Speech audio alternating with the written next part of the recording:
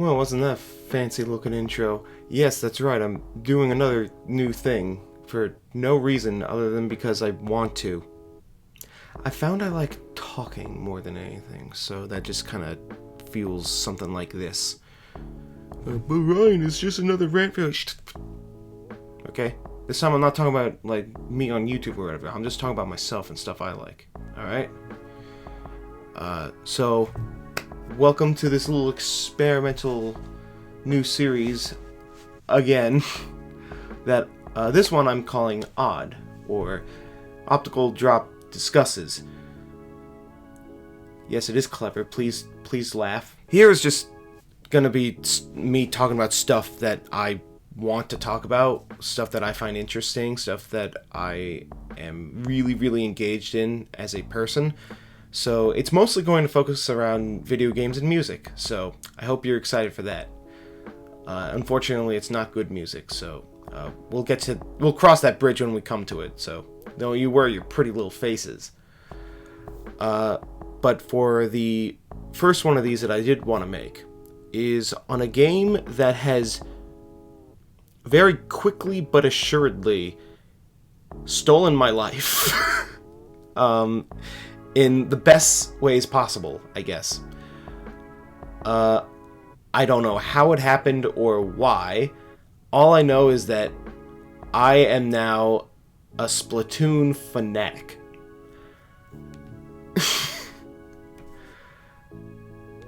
Like, it's so weird. You'd think it'd be like something that, I grew up with, or like, it's like something I played in my childhood. No, this thing is like, it's like 6 years old.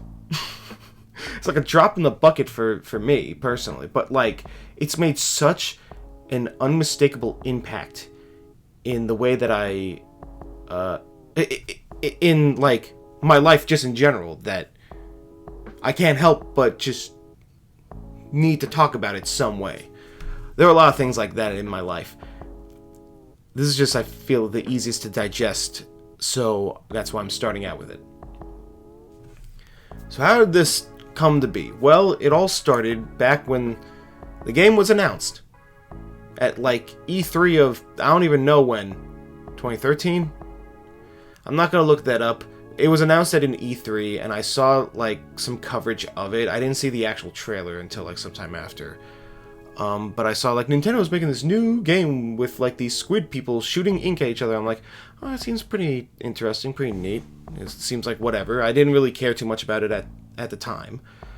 And then, like, you know, it was slowly, like, being revealed what's gonna go on. It's coming out, like, everyone's getting excited. It's a new Nintendo game, and it's like, I'm looking at this from, like, a distant optimism. It's like, that looks like it'd be cool. I don't know if I'd want to go out of my way to get it.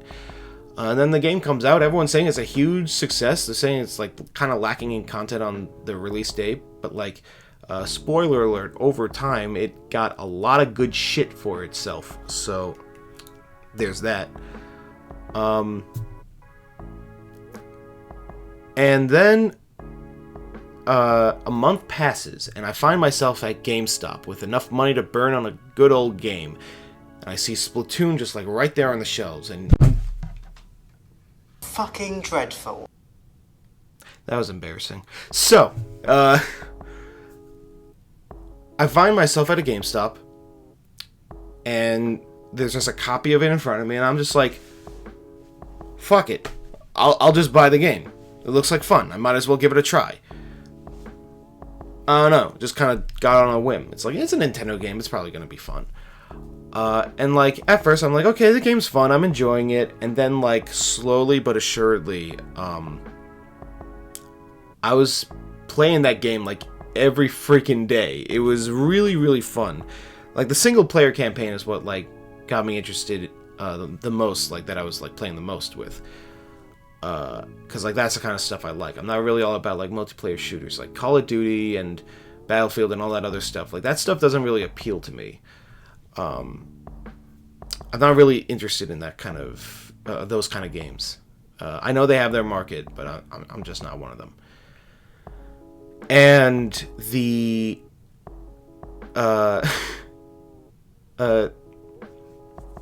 game just started to, like, really, like, infatuate me more, because like more content was being released over time, so it's like it's always like there's something new to come back to. And when they came out with the ranked mode Rainmaker, oh my god, I love Rainmaker. So it's my favorite ranked mode in the whole game. It is like unironically just really satisfying. Like the Splat Zone one is like fine, it's fun, it's whatever. Tower control is unique and interesting, and that's also kind of whatever. And Clam Blitz can suck a hard dick, but it's okay, I guess, but at best. Rainmaker, however, is the shit, and I love it. Like, with something like Splat Zone and Tower Control, it's all based on like time. It's like you gotta hold on to this amount of space for a certain amount of time, or you have to stay on the tower for this amount of time. Rainmaker pretty much says, you know what, go fuck yourself, I'm just going to sprint my way to the goal. Matches can end in as little as like 30 seconds if you're skilled enough. And that is the beauty of that mode. I could make a whole other video about Rainmaker, but I digress. Basically, like, that's one of the big things that like kept me like really hooked in that game initially. And then, oh my god, when they came out with the heavy splatling, that was just my main. Here's the thing. Splatoon 1 works a little differently from Splatoon 2 in that the physics are a little different. So the heavy splatling comes equipped with a I don't know what you call it, a sprinkler shield. Well, sprinkler's a separate thing, but like I think it's called a splash wall. Basically a wall of ink that you could put down that your enemies cannot get past unless they shoot it down, which takes a bunch of hits. Or until it depletes, which takes some time.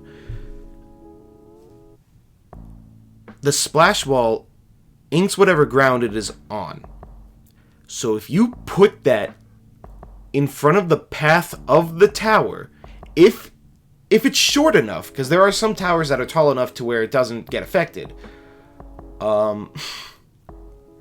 then you can basically just ink the floor of the tower and just pretty much expose anyone that's riding it, or act as a wall to like prevent their progress.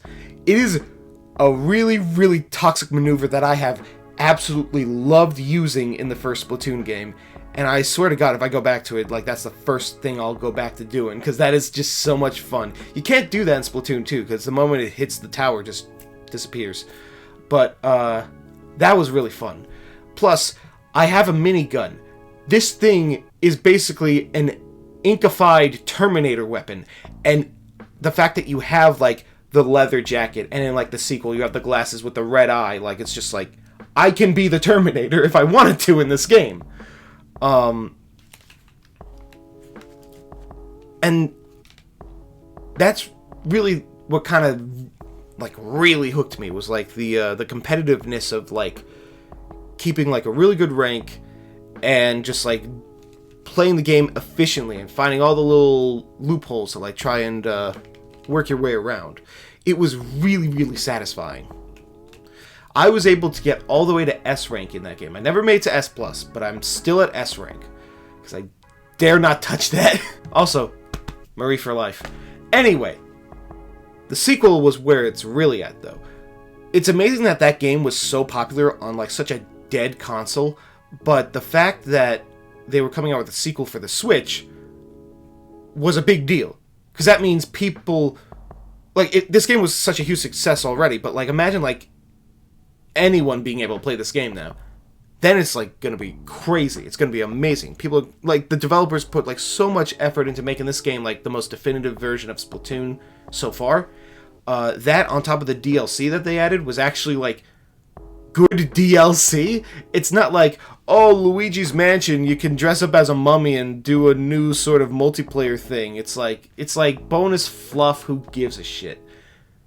The Octo expansion gave a new type of character to play as, some other like unlockable skins for weapons or whatever, but also the freaking like challenges that they have are like legit the most difficult stuff in the game, and I cannot get enough of it. Like I highly recommend it if you thought the built-in single player is like too easy. Or if you want like something that's like that takes a little more thought in order to get around, I guess. Now that being said, they revamped a lot of stuff in Splatoon 2. They added the Salmon Run, which was really fun when it was new. I don't really play it as much anymore because I don't really need the stuff in it, but the mode's still fun. I like it. Horde-based content is always nice. But again, my love just goes straight towards rank. And thankfully now they have separate ranks for each mode, so thank God.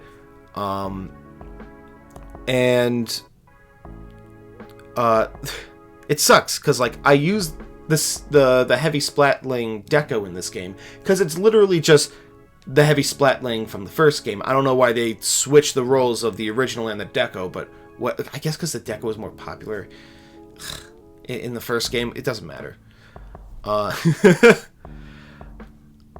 I was using that weapon for the longest time, but after a while, I ended up picking up a new main.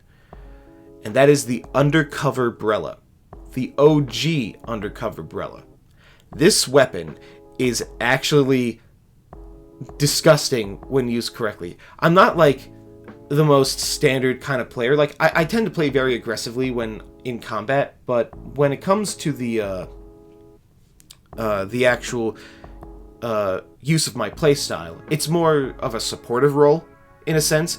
Like everyone's gonna tackle this as like, oh, I'm gonna like camp out for kills and I'm gonna I'm gonna shoot them down. I'm gonna go after kills, and it's like that's not the main objective. Like my goal is to disrupt the enemy team as obnoxiously as possible, and basically to cover for my allies. So the way that I do that is that I pretty much ink down the terrain that they use to climb up walls or to like go through like certain territory they need to use on occasion. It really depends on like their pattern of behavior, so it's like you gotta pay attention like match per match. So that's why I always constantly like switch up the way I approach certain objectives, so that way I'm more unpredictable. That's just my personal strategy. And there's also the sub-weapons, the ink mines. These are pretty much the definitive fuck you weapon. It's like, oh, you thought you were going in that direction. It's like, oh, well, it turns out no one expects the Spanish ink mines. Ink mines. I don't know why they're Spanish. But basically, it's a disruptive sub-weapon that catches them off guard all the time. Like, you can put down two at once. And the most effective way I found it is that I put one on the tower in tower control, which, yes, you can do that. So if you die, you still have a good layer of ink for an ally to like jump on or whatever. Also, it acts as like a good line of defense. If like an enemy pops up, they try to shoot you on the tower, they get knocked off and get targeted. It does a little... You'd be surprised how many people die to those mines because they're in the middle of a fight trying to escape and then they just explode to my mine. It's actually like... It's more common than you think. It's really funny. On top of that, Splashdown is just a really good special. In tower control, it's a little risky, especially if you're above water, but if you like can like map out where the path is going, you can have a better chance of surviving it, depending. It's risky, but it's satisfying. Also, super jumping splashdown is one of my favorite moves to pull off to get a kill. It's really fun, and it's the easiest way to gimp someone who's trying to gimp you. Also, like, the fact that it's like a rapid fire shotgun with a weak admittedly, but reliable enough, like, front-facing shield to, like, deter any line of fire. Like, it is a really good weapon to be really obnoxious with, and to, like, progress the objective in many circumstances. The only time I don't use it, really, is, like, I'll occasionally switch to it in Rainmaker, but I've been trying to primarily use the heavy splatling in that, because, like, a full charge of that will just destroy the shield, and, the umbrella weapons are just not good for breaking those shields in general. But also, just other reasons I'm not going to get into. But I also don't use the undercover umbrella for Clan Blitz, mostly because, well, one, who wants to actually play that unironically, but also two, Splashdown gets rid of all of your shells, so it doesn't really correlate to a good time. So I'd recommend avoiding weapons with those kind of specials if you can help it, like Splashdown, the hamster ball looking one, excuse me, just stuff like that. However, there is another umbrella weapon that I use for that. It's the Kensa undercover umbrella. That one has, like, the torpedo heat-seeking ones, and the special is, like, the ink armor. I don't often get it off because I'm not focused around my special, but it's alright. Saving a hit. Like, you have the armor and a shield in front of you. It's good defensive. But it's really just meant for the sub to, like, locate, like, enemies and, like, deter them away or whatever. Or expose them, or you get it. So as you can tell, I really like Splatoon. Like, I play it a lot. Like, I've had so much fun with the game. There are memes with me and my friends about how I've clocked in. Right now, it's close to 1,000 hours on Splatoon 2 alone. I've gotten good so much to the point that no need to brag or anything, but I have achieved X rank on both Tower Control and Splat Zones. Just because Rainmaker's my favorite doesn't mean that I'm the best at it, okay? Again, those rounds are really, like, unpredictable, because they could just end quickly if you're good enough. But man, is that mode fun. Other than that, like everything else is just S+. I'm also surprised that I'm S+ in Clan Blitz, but you know what? Whatever. I'm aware, like, I will be the first to admit, these games are not perfect. Nintendo's Online sucks. The fact that we can't skip the morning news thing sucks. There were a lot of, like, other bullshitty things that were, like, a thing, like, especially at launch, that they fixed over time. It's so weird. Like, it feels like every request that everyone's made for this game, the developers have addressed. It's like, we want Callie in the overworld. We want playable Octolings. We want to be able to, like, have a more streamlined... We don't want to walk all the way over back to Mr. Grizz just to collect the rewards from Salmon Run. And it's like, alright, all in one update.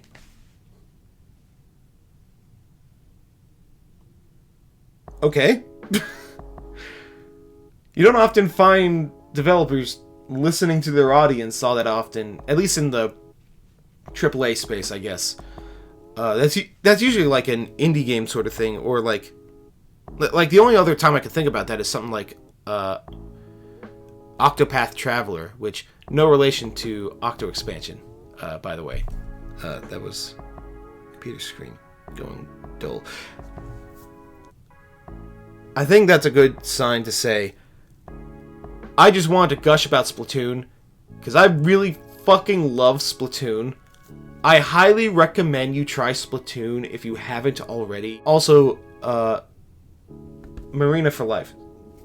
That being said, I hope you enjoyed my little romp talking about my experience playing Splatoon and Splatoon 2, and I hope you have a very good day.